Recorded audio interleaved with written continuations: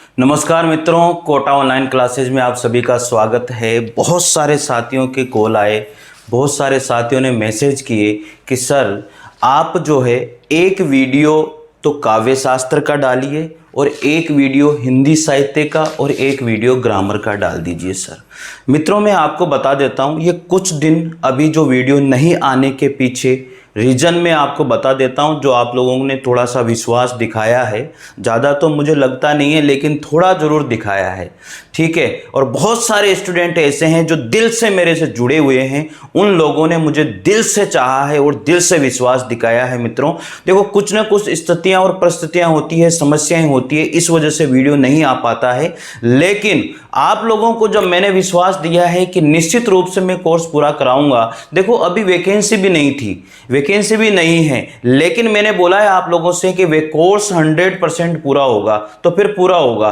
लेकिन बहुत सारे स्टूडेंट छोड़ के चले जाते हैं, कोई बात नहीं है उनको, क्योंकि भटकने की आदत होती है। वो कभी इस चैनल पर जाते हैं, कभी इस चैनल पर जाते हैं, कभी इस चैनल पर जाते हैं। ऐसे सक्सेस नहीं मिलेगी साथियों। मैंने मेरे हर वीडियो में बोला है, जहां पर भी रुकना है एक चैनल पर रुकिए, एक व्यक्ति से पढ़िए, क्योंकि उसका पता आपको रहता है कि कब कब क्या क्या वो कर रहे हैं। साथियों, मैंने कोटा ऑनलाइन क्लासेज ने एक चैनल जो है ये बनाया है, आप लोगों के लिए बनाया और आप लोगों के विश्वास के लिए बनाया है। मित्रों ये मान के चलिए।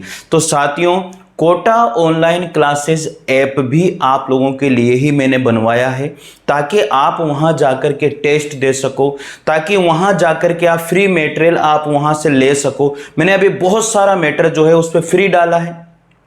अगर आप मुझे बता दो इतना मैटर किसी ने फ्री डाला हो उसके ऊपर, किसी एक ऐप के ऊपर, आप जाकर के देखे कोटा ऑनलाइन क्लासेज ऐप को जाकर के देखे, मैंने कितना मैटर फ्री उसमें डाल दिया है। साथियों, उसमें टेस्ट सीरीज मैंने वहां पर डाली है, उसमें कम से कम 2 से 3 टेस्ट मैंने फ्री डाले हैं, आप देखे तो सही।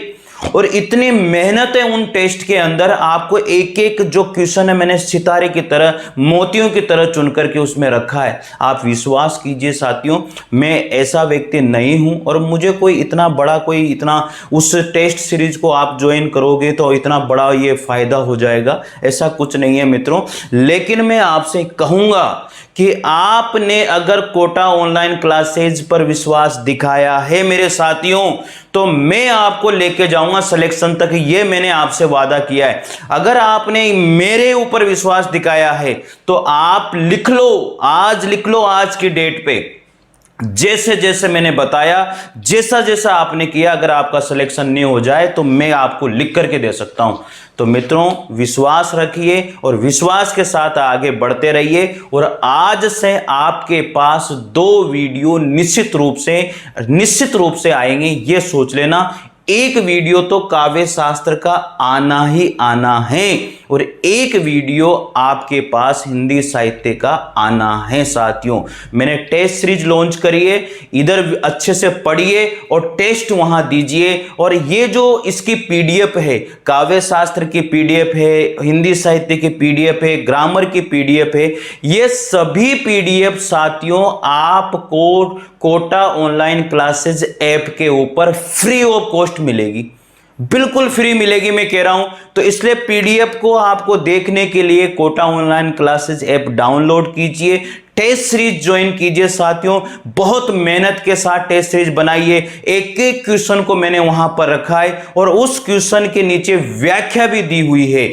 साथियों, अगर किसी क्वेश्चन में आंसर में आपको गड़बड़ लगता है तो मुझे कांटेक्ट कीजिए प्लीज।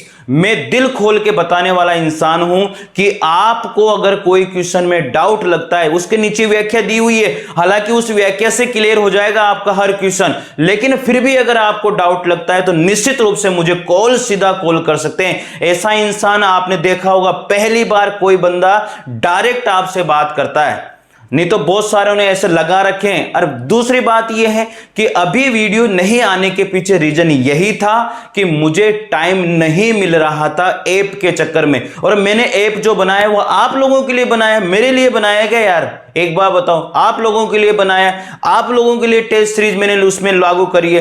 कितने से टेस्ट सीरीज है? 151 रुपए की टेस्ट सीरीज मैंने उसमें डाली है, बताओ, जो ऐप का ही खर्चा होता है।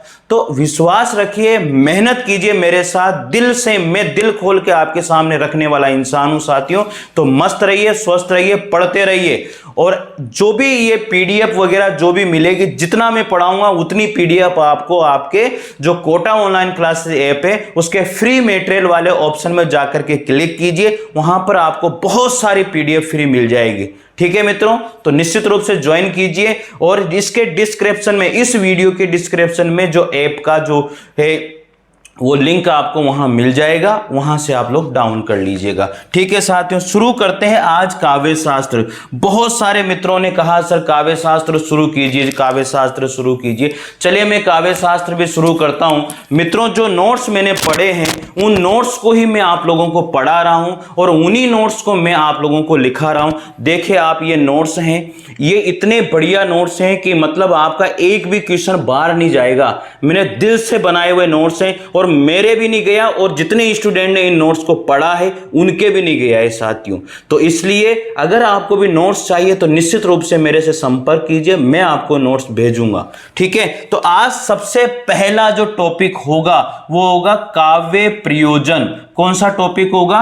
काव्य प्रयोजन। साथियों, मैं लिखाने पर ज्यादा विश्वास करता हूं, क्योंकि आप जितने ज्ञानी, जितने पढ़े लिखे होंगे उतना मैं भी नहीं हूं। मैं सही बता देता हूं, क्योंकि जितनी मेहनत आप कर रहे हो उतनी मेहनत मैं भी नहीं कर रहा हूं, लेकिन मैं मेहनत करवा सकता हूं आपसे, यह मेरा वादा है आप लोगों के लिए। अरे घिस घिस के लगते हैं, और जो पहली बार में लग जाते हैं ना उनको पता नहीं होता कैसे लगते हैं, लेकिन मैं जानता हूं जो 35 से 40 साल की उम्र लेकर बैठ गया उसको कैसे वो पढ़ रहा होगा, कैसे क्या कर रहा होगा, वो खुद जानता है। इस बात को ऐसे आसानी से नहीं मिल जाती है। इसलिए मैं आपसे कहूंगा, आपने मेरे ऊपर विश्वास दिखाया है तो 100% विश्वास के साथ पढ़िए, कहीं भटकने की जरूरत नहीं है, मैं कहता हूं आप लोगों से। लेकिन जो पीडीएफ मिलेगी वो आपको कोटा ऑनलाइन क्लासेज ऐप के ऊपर मिलेगी। टेस्ट सीरीज ज्वाइन कीजिए आप और मस्ती के साथ टेस्ट दीजिए। वो एक एक टेस्ट आपके जीवन को बदलने वाले टेस्ट है, आप ज्वाइन तो करके देखिए। चलिए, काव्य प्रयोजन हम लोग शुरू करेंगे, और काव्य प्रयोजन के अंतर्गत बहुत जबरदस्त नोट्स मैं आप लोगों को लिखा रहा हूं साथियों। पहली लाइन ही ये मान के चलिए आप लोगों के लिए बहुत तगड़ी लाइन है, और इसका मतलब क्या होता है ये बताया गया है। तो प्रयोजन का जो शाब्दिक अर्थ होता है वो क्या होता है? प्रयोजन, प्रयोजन का शाब्दिक अर्थ, प्रयोजन का शाब्दिक अर्थ क्या होता है साथियों? प्रयोजन का जो शाब्दिक अर्थ होता है वो होता है उद्देश्य। क्या होता है मित्रों? उद्देश्य। याद रखना, ये क्वेश्चन भी पूछा गया था एक बार, इतना सिंपल क्वेश्चन भी पूछ लिया गया था। सोचिए आप, काव्य यानी कि प्रयोजन का जो शाब्दिक अर्थ होता है वो होता है उद्देश्य। अरे कहीं ना कहीं तो कोई ना कोई तो उद्देश्य इंसान का होता है ना। अभी आप लोग पढ़ रहे हो, आपका भी तो कोई ना कोई उद्देश्य होगा, तभी तो आप पढ़ रहे हो। कोई ना कोई प्रयोजन तो होगा, तभी तो आप पढ़ रहे हो। ऐसे थोड़ी पढ़ रहा है कोई इंसान। आपको भी अपनी लाइफ को जीने का एक उद्देश्य है, आपको भी अपनी लाइफ को आगे बढ़ाने का एक प्रयोजन है, तभी आप पढ़ रहे हो। तो यही प्रयोजन है और कुछ नहीं है। पढ़िए अब आप प्रयोजन में, लिखिए प्रयोजन के अंतर्गत। लिखा रहा हूं मैं आप लोगों को, एक एक चीज लिखा रहा हूं। कोई भी व्यक्ति, बनाइए नोट सब, कोई भी व्यक्ति जब कर्म, ये देख लीजिए नोट्स, इन नोट्स से मैं आप लोगों को लिख रहा हूं। पहले मैं नोट्स बनाता हूं साथियों, फिर आप लोगों को लिखवाता हूं। जो मैंने पढ़े हैं उनमें भी मैं ऐड करता हूं और फिर लिखवा रहा हूं आपको। ऐसे नहीं है हवा में तीर मार देता हूं, ऐसा नहीं है। अरे कितना इंसान याद कर लेगा? सब कुछ नहीं लिखा सकता कोई भी माई का लाल, ये सोच लेना।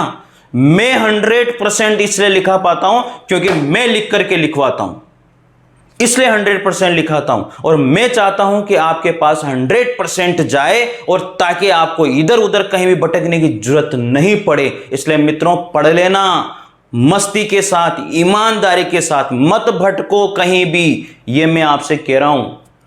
ठीक है, तो कोई भी व्यक्ति जब कर्म पथ पर आरूढ़ होता है, कोई भी व्यक्ति जब कर्म पथ पर आरूढ़ होता है, चलता है, आगे बढ़ता है, चढ़ता है, आरूढ़ होता है। जब कोई भी व्यक्ति कर्म पथ पर आरूढ़ होता है तो उसका कोई ना कोई उद्देश्य होता है। मतलब जब भी हम अपने कर्म पथ की ओर आगे बढ़ते हैं तो हमारा कोई ना कोई क्या होता है मित्रों, उद्देश्य 100% होता है। काव्य प्रयोजन हम लोग पढ़ रहे हैं, पढ़िए आप, ठीक है। आगे लिखिए यहां पर, प्रयोजन रहित कार्य में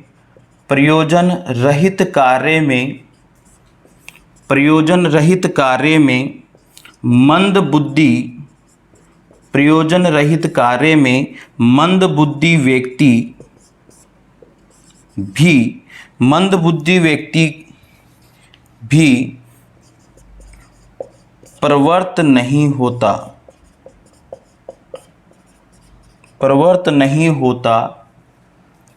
तो फिर भला साहित्य का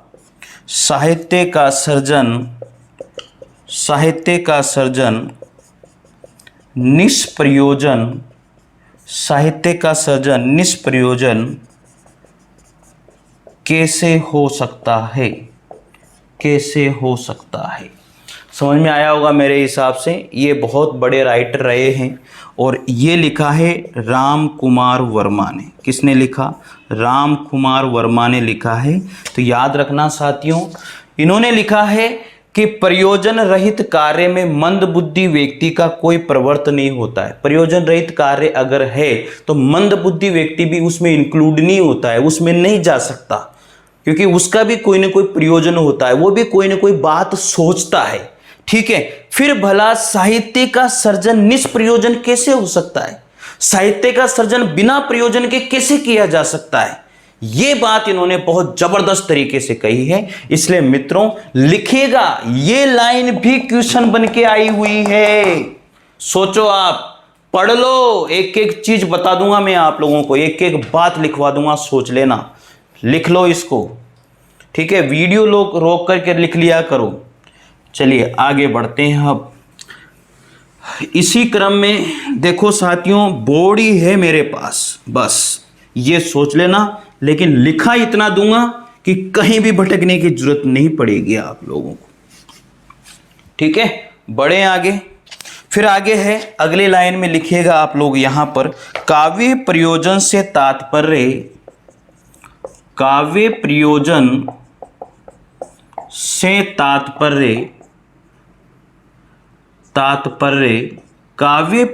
से तात्पर्य उन तत्वों या उद्देश्यों से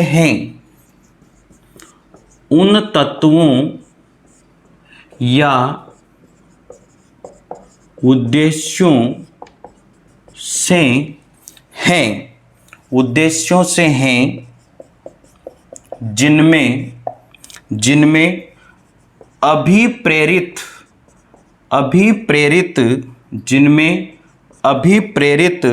होकर व्यक्ति काव्य की रचना की ओर प्रेरित होता है। अभिप्रेरित होकर व्यक्ति काव्य की रचना करने के लिए प्रेरित होता है। मित्रों ऐसे ही प्रेरित नहीं हो जाता कोई भी व्यक्ति। काव्य की रचना करने के लिए जो अभिप्रेरित होता है उसको कहीं ना कहीं से प्रेरणा जरूर मिलती है।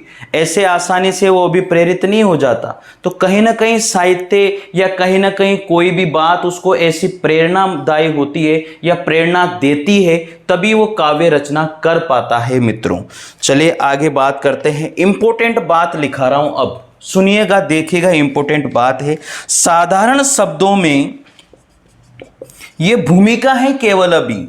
साधारण शब्दों में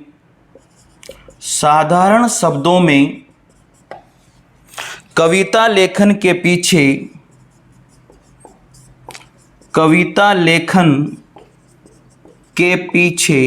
साधारण शब्दों में कविता लेखन के पीछे निहित कवि का उद्देश्य, निहित कवि का उद्देश्य, निहित कवि का उद्देश्य, निहित कवि का उद्देश्य काव्य प्रयोजन, काव्य प्रयोजन, काव्य प्रयोजन कहलाता है, काव्य प्रयोजन कहलाता है। तो मित्रों इन्होंने क्या बात कही है कि साधारण शब्दों में कविता लेखन के पीछे, सिंपल सी बात है, कविता लेखन के पीछे क्या उद्देश्य वो लेकर के चला है, या प्रकृति के बारे में बताना चाहता है, संसार के बारे में बताना चाहता है, किसी बेरोजगारी के बारे में बताना चाहता है, सरकार के बारे में बताना चाहता है, किसी आंदोलन के बारे में बताना चाहता है, कोई ना कोई उद्देश्य उसका होता है। तो वही क्या कहलाता है, काव्य प्रयोजन कहलाता है।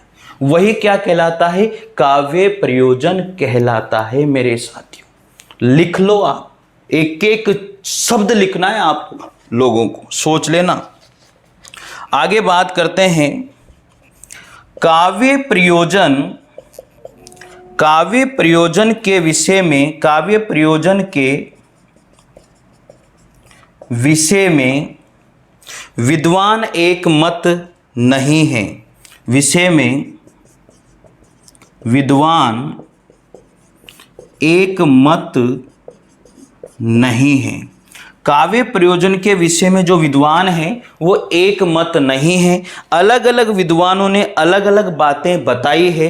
अब उन्होंने क्या क्या बताया है उसके बारे में हम लोगों को लिखना है। केवल अभी प्रयोजन की भूमिका ही है भाई, ठीक है। तो इसलिए चैनल से जुड़िए, चैनल को सब्सक्राइब कीजिए और मन से जुड़िए, मैं आपसे दिल से बता रहा हूं। और चैनल से जुड़ने के बाद में जो डिस्क्रिप्शन में लिंक है कोटा ऑनलाइन क्लासेस का, उसको ज्वाइन कीजिए और फ्री पीडीएफ आपको वहां मिलेगी, ठीक है। तो चलिए, अब विद्वानों ने जो अपने अलग अलग मत दिए हैं वो क्या क्या मत रहे हैं आप लोग वो भी जान लीजिए। जो अलग अलग मत हैं विद्वानों के, क्या क्या मत हैं वो आप लोगों को देखना है मित्रों। चलिए बढ़ते हैं आगे इसी क्रम में। आचार्य विश्वनाथ, आचार्य भामह, सबसे पहले बात करेंगे आचार्य विश्वनाथ, आचार्य विश्वनाथ, ठीक है। अब आचार्य विश्वनाथ ने क्या बोला है क्या नहीं बोला है, तो आचार्य विश्वनाथ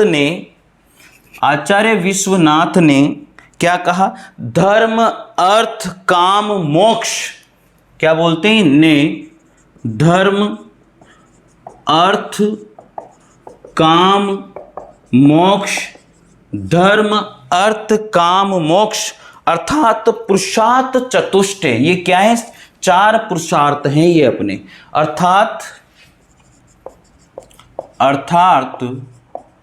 पुरुषार्थ, अर्थात पुरुषार्थ चतुष्टय, अर्थात पुरुषार्थ चतुष्टय और कलाओं में कुशलता,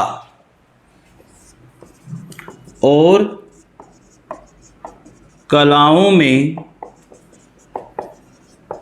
कुशलता, और कलाओं में कुशलता, कीर्ति व प्रसन्नता की प्राप्ति के लिए,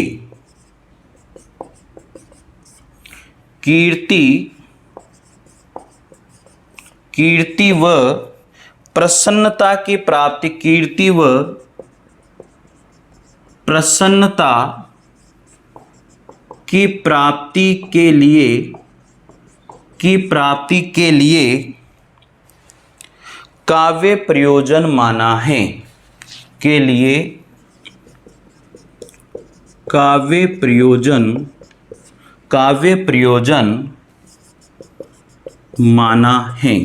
मित्रों ये विश्वनाथ की भी है और आचार्य भामह की भी यही है, जो आचार्य भामह थे उनकी भी यही है और आचार्य विश्वनाथ ने भी ये बात कही थी। तो दोनों के माध्यम से ये बातें हमें ध्यान रखनी है। उन्होंने क्या कहा कि जो काव्य प्रयोजन है वो क्या है, एक तो पुरुषार्थ चतुष्टय और कलाओं में कुशलता, कीर्ति व प्रसन्नता की प्राप्ति के लिए जो किया जाता है वही काव्य प्रयोजन है, ऐसा इन्होंने हमसे कहा है। दूसरी बात है आचार्य वामन। कौन है? आचार्य वामन। आचार्य वामन जो है साथियों, आचार्य वामन यशामरण, क्या नाम है? आचार्य वामन ऐसा अर्जन व आनंदानुभूति आचार्य वामन जो है क्या करते हैं कि ऐसा अर्जन व आनंदानुभूति को काव्य का प्रयोजन, काव्य का प्रमुख प्रयोजन मानते हैं। काव्य का प्रमुख प्रयोजन मानते हैं। काव्य का प्रमुख प्रयोजन मानते हैं। तो जो आचार्य वामन है वो काव्य का प्रमुख प्रयोजन क्या मानते हैं? एक तो यशार्जन को मानते हैं और एक आनंदा अनुभूति को मानते हैं। कौन मानते हैं? ये आचार्य वामन मानते हैं मित्रों। तो आचार्य वामन काव्य का प्रमुख प्रयोजन क्या मानते हैं? ऐसा अर्जन को और आनंदा अनुभूति को मानते हैं। ये भी क्वेश्चन पूछा गया है, सोच लेना। कोई नहीं बताएगा इस तरह से कि ये क्वेश्चन आया था, ये ऐसा क्वेश्चन आएगा, कोई नहीं बताने वाला। विश्वास मानिए और पढ़ते रहिए, मत भगो इधर उधर, मत भगो। सही बता रहा हूं मैं आप लोगों को, मत भगो। ठीक है, चले आगे पढ़ते हैं। अब इसी क्रम में यहां तक बात हो गई। काव्य प्रयोजन के संबंध में, काव्य प्रयोजन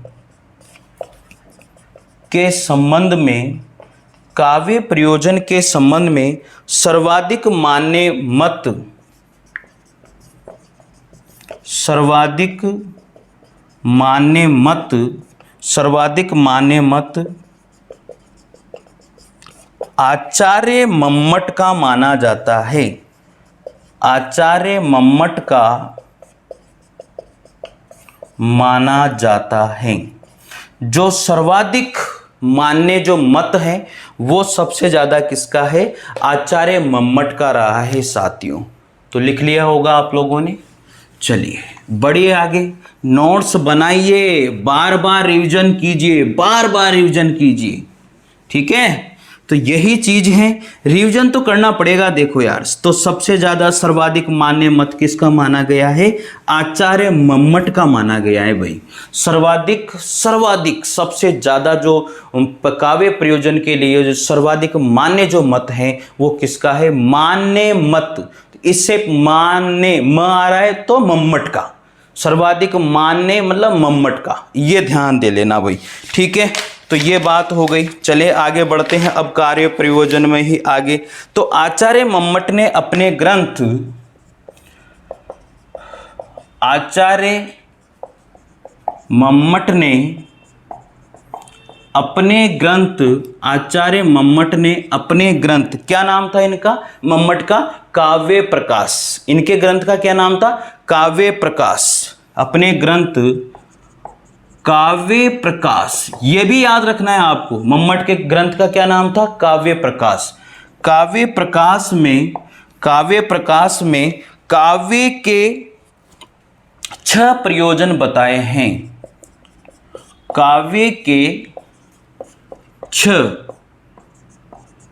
प्रयोजन बताए हैं। कितने प्रयोजन बताए हैं इन्होंने? किसके अंदर? काव्य प्रकाश में जो है कितने प्रयोजन बताए हैं? आचार्य मम्मट ने 6 प्रयोजन बताए। कौन कौन से 6 प्रयोजन हैं? एक सूत्र के माध्यम से लिखिए। काव्येन ससे का, यह सूत्र भी आ जाता है कभी। अर्थ कृते, काव्येन ससे अर्थ करते व्यवहार विधे शिवेत्रक्षते सद्दे प्रनिवृत्ते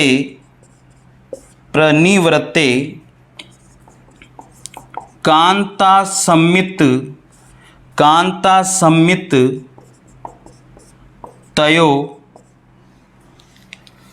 तयो उप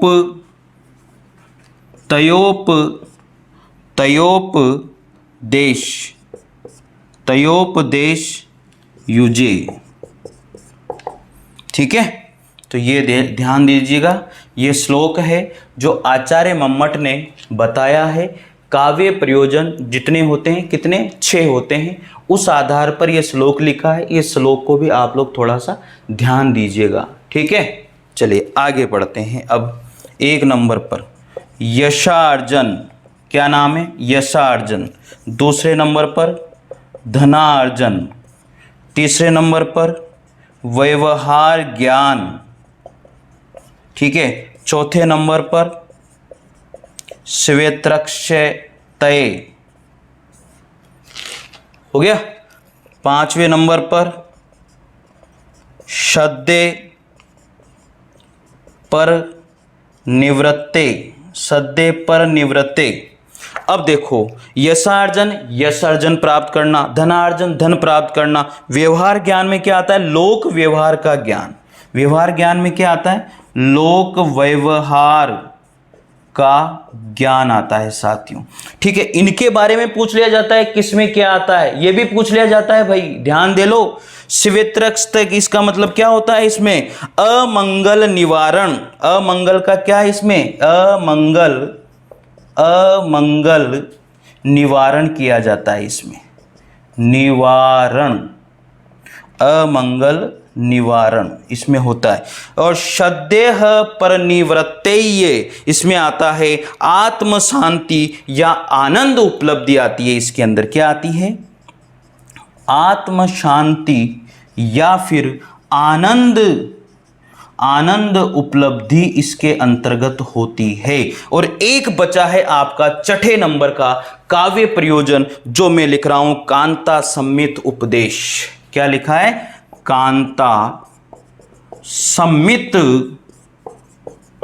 उपदेश। कांता सम्मित उपदेश, क्या नाम है, कांता सम्मित उपदेश। तो मित्रों, आचार्य मम्मट ने अपने काव्य प्रकाश ग्रंथ के अंतर्गत कितने काव्य प्रयोजन माने हैं, 6 काव्य प्रयोजन माने हैं। सबसे पहली बात तो यह ध्यान रखिए, कितने काव्य प्रयोजन माने हैं, 6 माने हैं। सबसे सटीक काव्य प्रयोजन किसने दिए हैं, आचार्य मम्मट ने दिए। आचार्य मम्मट के ग्रंथ का क्या नाम था, काव्य प्रकाश था। तो काव्य प्रकाश में कितने माने हैं, और ये सूत्र को याद रखिए, काव्यम यशस्य, तो यशस्य मतलब यश अर्जन, अर्थ करते, अर्थ का मतलब धन, तो धनार्जन। व्यवहार विधि, तो व्यवहार ज्ञान। श्वेत रक्षते मतलब अमंगल का निवारण।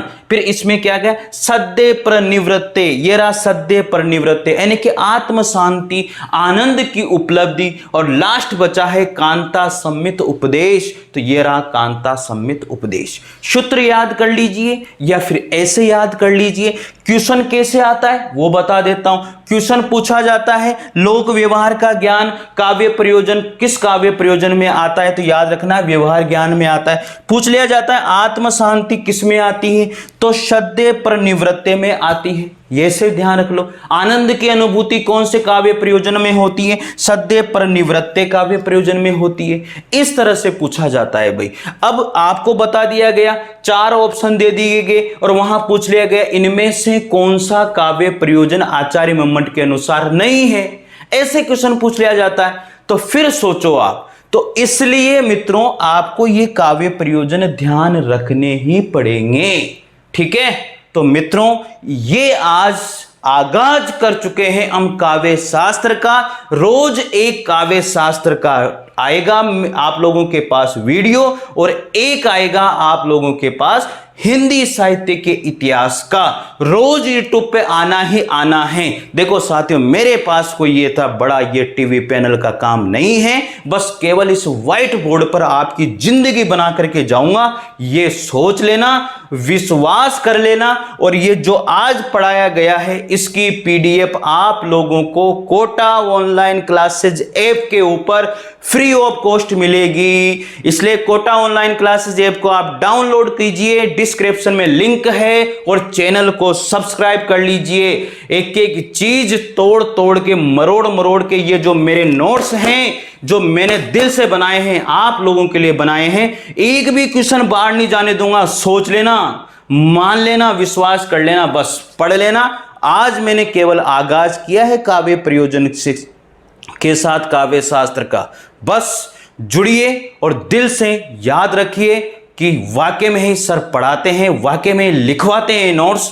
और मैं कह रहा हूं आपसे, अरे जब घिस करके इंसान लगता है ना, उसको पता होता है कि दिल से क्या गुजरती है। अरे उन 28-30 हजार जो वहां जयपुर में दे रहे हैं, पता नहीं कहां कहां दे रहे हैं। सोचो आप ऐसे दे रहे हो क्या? अरे कॉपियां भर के लाते हो ना, मैं भरवाऊंगा आपकी कॉपियां। पढ़ना तो तुम्हें पड़ेगा ना, मैं भरवाऊंगा कॉपियां, पढ़ो ना आप। और आपको फ्री पीडीएफ दूंगा, कोटा ऑनलाइन क्लासेस ऐप के ऊपर ही फ्री पीडीएफ मैं दे रहा हूं आप लोगों को। लिखो वहां से, यहां से लिखो, पढ़ो, समझो। मैं बता रहा हूं कहां से क्वेश्चन आता है, मिला लेना एक एक क्वेश्चन पुराने पेपरों में जो आए हुए हैं इन नोट्स से। अगर एक क्वेश्चन भी बाहर चला जाए ना, लिखा लेना मेरा नाम। ये वादा कर रहा हूं आप लोगों से, सुन लेना आप मेरी बात को। ठीक है मित्रों? चले मित्रों, आज थोड़ा सा और वीडियो थोड़े छोटे हो सकते हैं, ये मैं नहीं कह सकता, इसलिए, लेकिन विश्वास दिखाइए, विश्वास के साथ पढ़िए। ठीक है मित्रों, मिलते हैं। अब काव्य शास्त्र शुरू हो चुका है, तो रोज एक वीडियो आएगा, तो अगले वीडियो में आगे पढ़ेंगे। धन्यवाद सभी को, बहुत बहुत धन्यवाद।